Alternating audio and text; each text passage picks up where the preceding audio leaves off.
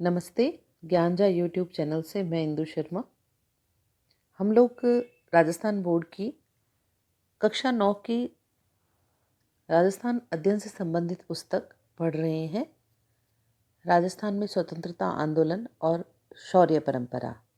इसमें हमने पाठ 1 1857 की क्रांति पढ़ ली है और अब हम पढ़ने जा रहे हैं राजस्थान के क्रांतिकारी, जिसमें एक पार्ट हम ऑलरेडी पढ़ चुके हैं। आगे देखते हैं। इस पाठ में हमने पढ़ा कि किस तरह से वीर रस की कविताओं के माध्यम से राजस्थान के जन जन में क्रांति फैलाने का प्रयास किया गया। हमने पढ़ा बांकीदास जी भरतपुर रियासत के लिए किस तरह कविताएं लिख करके आम व्यक्ति के मन में शौर्य की भावना जगाते थे। सूर्यमल मिश्रण जी ने किस तरह से अपने काव्य में वीर रस की परंपरा का निर्वहन किया। अर्जुनलाल सेठी, लोठूराम निठारवाल, इन सब के बारे में हम पढ़ चुके हैं। अब हम बात करते हैं केसरी सिंह बारहट 1872 से 1941 शाहपुरा। राजस्थान के प्रसिद्ध क्रांतिकारी कवि और केसरी सिंह बारहट की जन्मभूमि शाहपुरा एवं कर्मभूमि कोटा थी। ये प्रश्न बनता है यहाँ पर, जन्मभूमि शाहपुरा लेकिन कर्मभूमि कौन सी? कोटा। ये प्रश्न आ भी चुका है कि केसरी सिंह बारहट की कर्मभूमि कौन सी थी? तो कर्मभूमि थी कोटा, ध्यान रखिएगा। इनका जन्म 1872 में शाहपुरा रियासत के देवपुरा नामक गांव में हुआ। सन 1903 में वायसराय लॉर्ड कर्जन द्वारा आहूत दिल्ली दरबार में शामिल होने से रोकने के लिए उन्होंने उदयपुर के महाराणा फतेह सिंह को संबोधित करते हुए चेतावनी चुंगटिया नामक 13 सोरठे लिखे।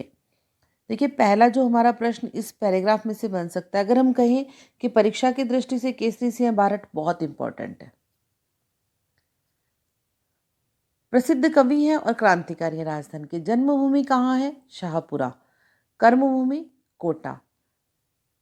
लॉर्ड कर्जन ने दिल्ली दरबार जो बुलाया था उसमें महाराणा उदयपुर के महाराणा फतेह सिंह जो हैं वो जाने वाले थे, तो उनको संबोधित करते हुए इन्होंने एक चेतावनी चुंगटिया नामक एक 13 सोरठे लिखे,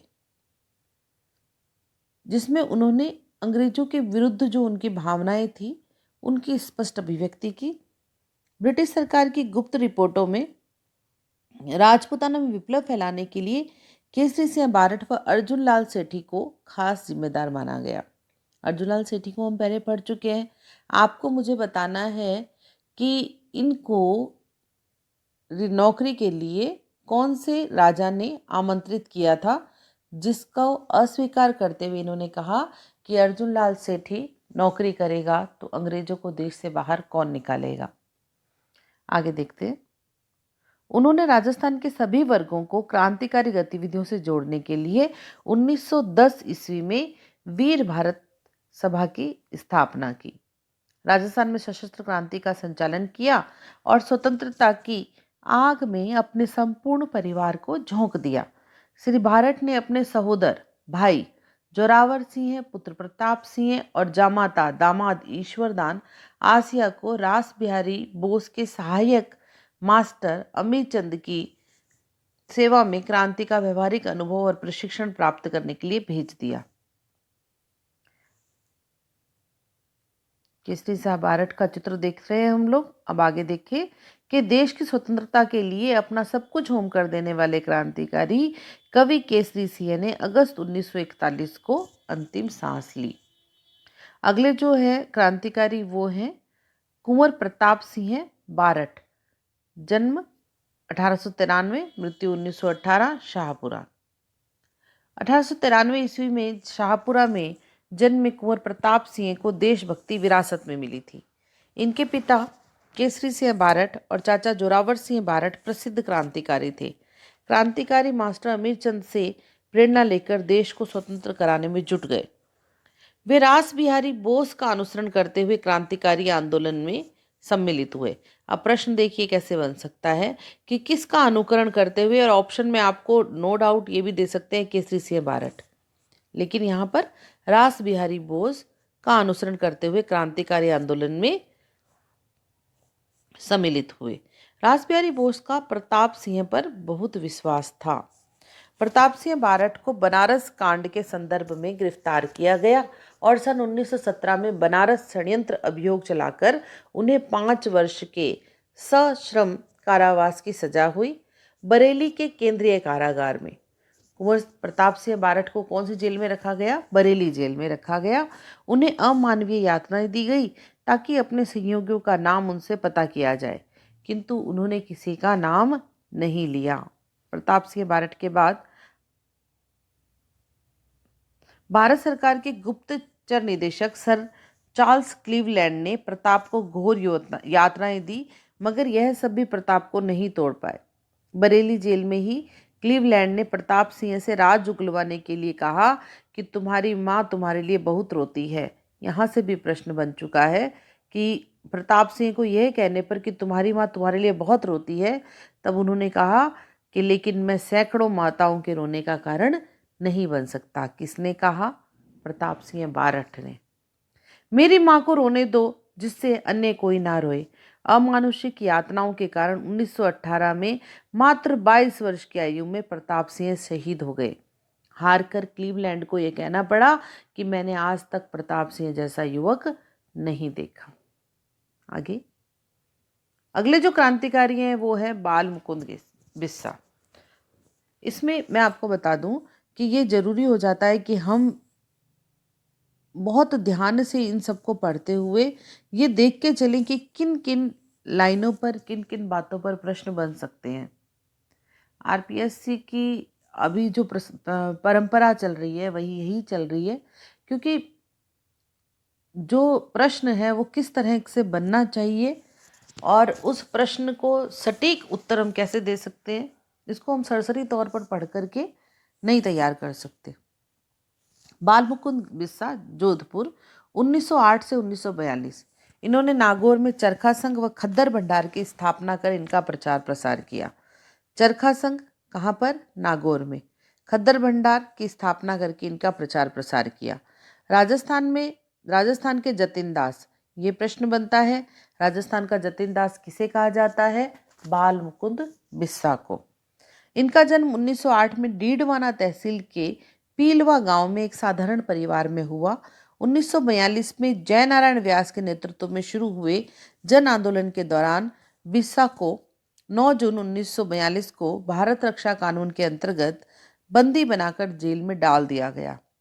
जेल में राजनीतिक बंदियों से होने वाले दुर्व्यवहार के विरुद्ध बिस्सा ने लंबी भूख हड़ताल की। जेल में बंदियों को दमन और हड़ताल में बिस्सा बहुत कमजोर हो गए और उन पर लू का भी प्रकोप हो गया। 19 जून को उन्हें वार्ड से जेल अस्पताल भिजवाया गया, जहां लापरवाही के कारण, अधिकारियों की लापरवाही के कारण उनका निधन हो गया। बिस्सा के निधन का समाचार समूचे नगर में बिजली की तरह फैल गया और देखते ही देखते लोगों की भीड़ इकट्ठा हो गई। उस जमाने में लगभग 1 लाख लोगों ने मीलों पैदल चलकर उनकी अंत्येष्टि में भाग लिया। सागरमल गोपा जैसलमेर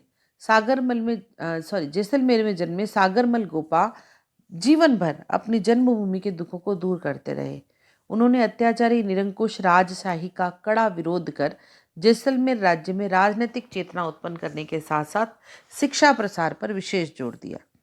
सागरमल गोपा ने, ये प्रश्न यहाँ पे ये लाइन देखिए, आज़ादी के दीवाने, रघुनाथ सिंह का मुकदमा और जैसलमेर का गुंडा राज।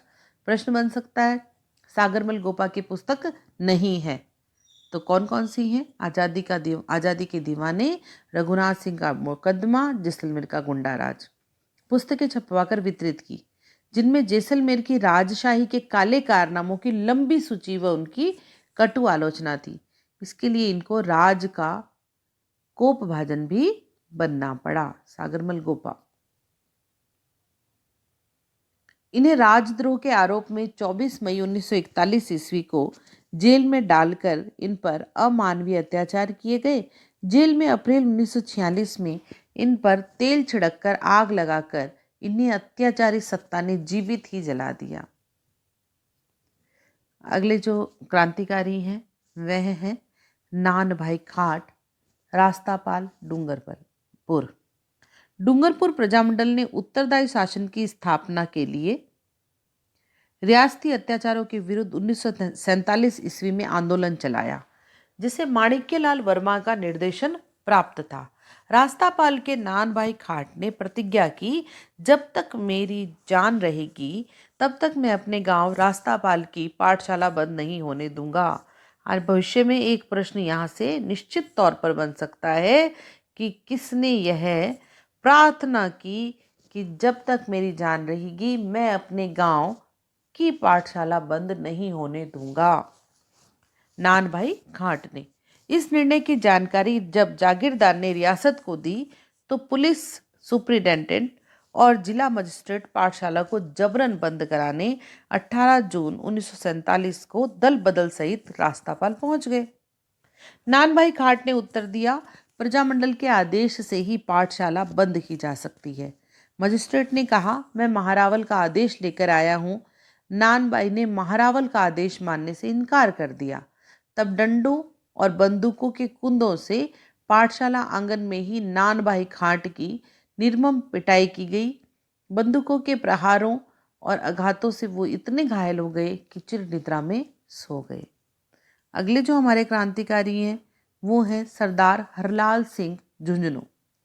सरदार हरलाल सिंह का जन्म झुंझुनू जिले के हनुमानपुरा गांव में 1901 में हुआ।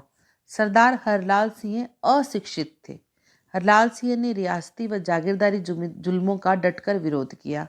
किसान एवं प्रजामंडल आंदोलन में इन्होंने सक्रिय भूमिका निभाई।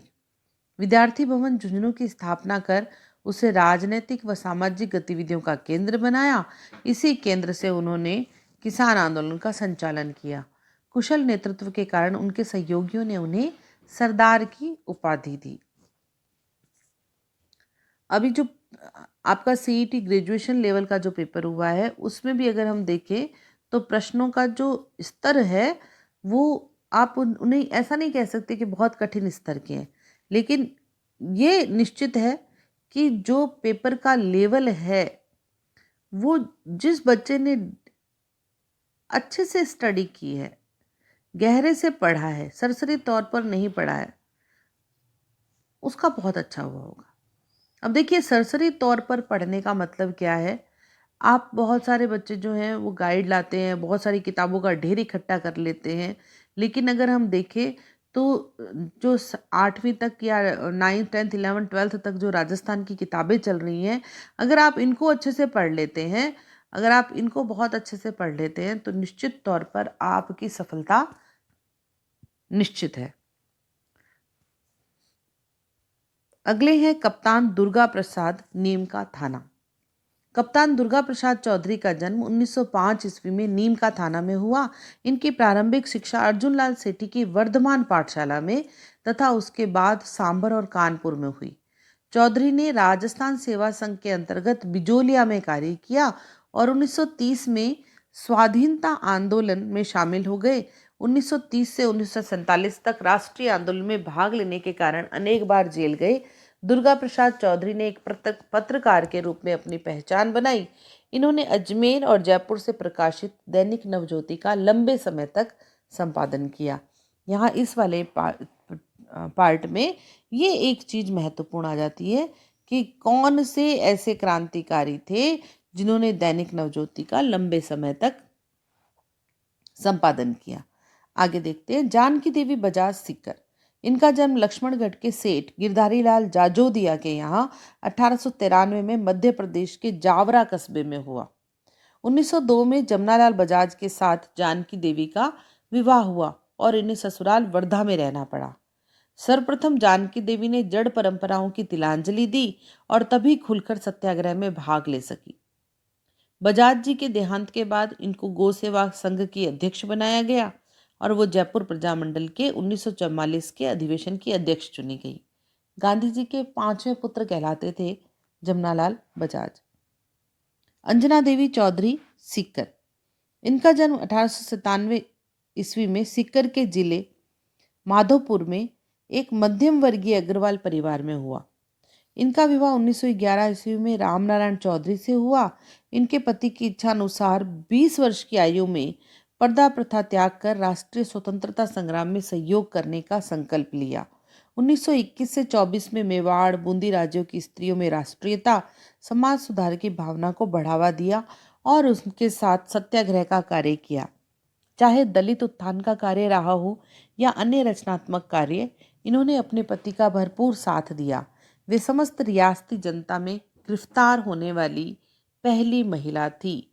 अंजना देवी चौधरी समस्त रियासती जनता में गिरफ्तार होने वाली पहली महिला। पंक्ति ऐसे के ऐसे पूछ ली जाएगी, उस महिला का नाम बताइए जो समस्त रियासती जनता में गिरफ्तार होने वाली पहली महिला थी।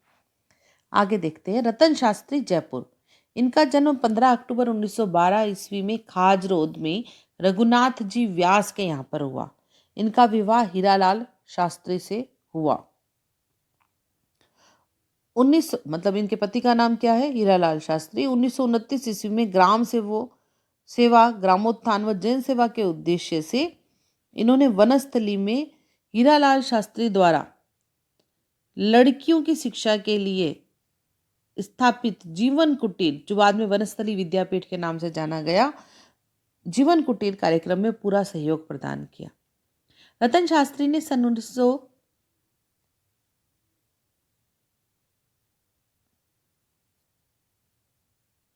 1939 ईस्वी में जयपुर राज्य प्रजामंडल के सत्याग्रह आंदोलन में सक्रिय रूप से भाग लिया और सन 1942 ईस्वी के भारत छोड़ो आंदोलन में भूमिगत कार्यकर्ता और उनके परिवारों की सेवा की।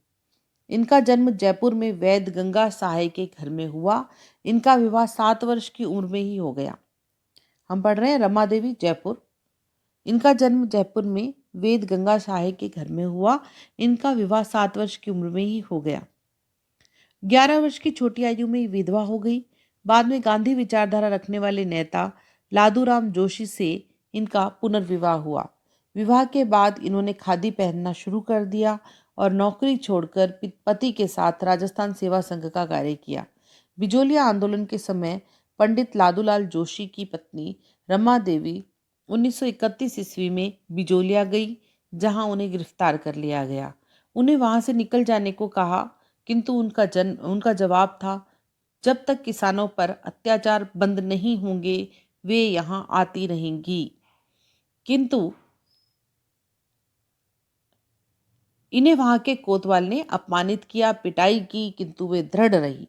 1930 व 32 ईस्वी में सत्याग्रह व सविनय आंदोलन में उन्होंने भाग लिया और जेल में भी गई।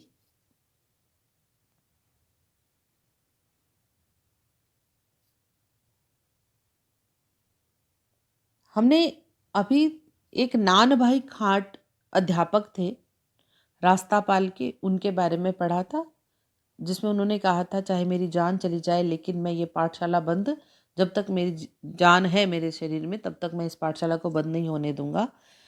उन्हीं से संबंधित एक और क्रांतिकारी विद्यार्थी कह लीजिए, क्रांतिकारी महिला कह लीजिए, उनके बारे में पढ़ते हैं। क्रांतिकारी कालीबाई डूंगरपुर एक कन्या थी, ये लड़की थी, बालिका थी। डूंगरपुर जिले के गांव रास्तापाल की निवासी भील कन्या कालीबाई रास्तापाल की पाठशाला में पढ़ती थी। हमने देखा था 18 जून 1947 को डूंगरपुर महाराव के फरमान लेकर के रास्तापाल की पाठशाला को बंद करने के लिए जब पुलिस सुपरिटेंडेंट मजिस्ट्रेट के साथ वहां पहुंचे तो नान भाई खाट ने, जो अध्यापक थे वहां पे, उन्होंने मना कर दिया कि मैं इसे, जब तक कि मेरे पास प्रजामंडल के आदेश नहीं आते तब तक मैं इसे बंद नहीं करूंगा। तो पुलिस ने उनकी पाठशाला को बंद कर दी और प्रजामंडल कार्यकर्ता नान भाई ने खाट ने इस बात के लिए मना कर दिया। तो सिपाहियों ने नान भाई खाट की पिटाई की। उनकी तो मृत्यु ही हो गई थी इस पिटाई के कारण। और जो अध्यापक सेंगा भाई थे वहां पर, उनको उन्होंने ट्रक से बांधकर घसीटना शुरू कर दिया। तो 13 वर्षीय ये बालिका जो थी कालीबाई, ये अपने खेत से क्या घास काट कर लौट रही थी। तो उसने अपने गुरु सेंगा भाई को ट्रक के नीचे पीछे घसीटते हुए देखा तो भीड़ को चीरती हुई ट्रक के पीछे दौड़ पड़ी और चिल्लाने लगी, मेरे गुरुजी को कहाँ ले जा रहे हो। अब जैसे ही ट्रक रुका तो उसने, सिपाहियों ने ट्रक को चेतावनी दी कालीबाई को, लेकिन उन्होंने परवाह नहीं की और अपनी दरांती से, जिससे वो घास काट रही थी, उससे सेंगाबाई की कमर में बंधी रस्सी काट दी और पुलिस की गोलियों से कालीबाई को छलनी कर दिया गया। कब? 18 जून 1947 को। और इस तरह से उन्होंने अपने गुरु को बचाने के प्रयास में 20 जून 1947 को दम तोड़ दिया। रास्तापाल में इनकी स्मृति में एक स्मारक बना हुआ है। अगले जो हैं वो हैं किशोरी देवी। हमने सरदार हरलाल सिंह के बारे में पढ़ा था, जिन्होंने झुंझुनू में किसान भवन की स्थापना की। सरदार हरलाल सिंह की पत्नी किशोरी देवी ने अपने पति के साथ मिलकर शेखावाटी क्षेत्र में जागीर प्रथा के विरोध में राष्ट्रीय आंदोलन में भाग लिया। अब रिहोट का ठाकुर था एक मान सिंह। उस मान सिंह द्वारा सोतिया का बास नामक गांव में किसान महिलाओं के साथ दुर्व्यवहार किया गया। इसी दुर्व्यवहार का विरोध करते हुए ये सीकर जिले के कटराथल नामक स्थान पर किशोरी देवी की अध्यक्षता में एक विशाल महिला सम्मेलन 1934 में आयोजित किया गया। और यहाँ उस समय जो महिलाएं जब इतना घर से बाहर नहीं निकलती थी, जिसमें क्षेत्र की 10,000 महिलाओं ने भाग लिया।